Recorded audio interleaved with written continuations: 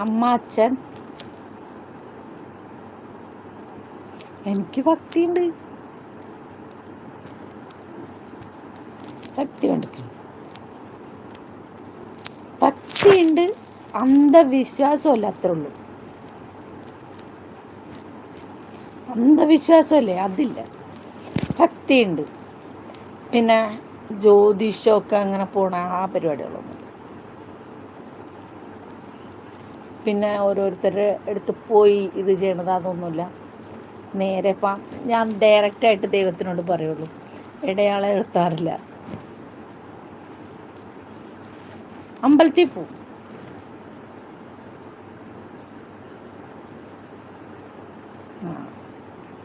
നമ്മൾ ഡയറക്റ്റ് ഭഗവാനോട് പറയുക, നമ്മളിത് ചെയ്യുക. അന്ധവിശ്വാസമല്ല, ഭക്തിയുണ്ട്, അന്ധവിശ്വാസം. ദൈവത്തെ വിളിക്കുന്ന ദൈവം ഉണ്ടല്ലോ, നമ്മുടെ ഒരു വിശ്വാസമല്ലേ ആ വിശ്വാസം.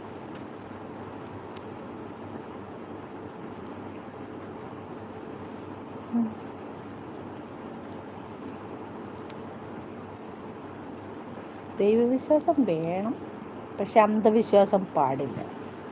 അന്ധവിശ്വാസത്തിൽ ഭയങ്കര പ്രോബ്ലമാണ്.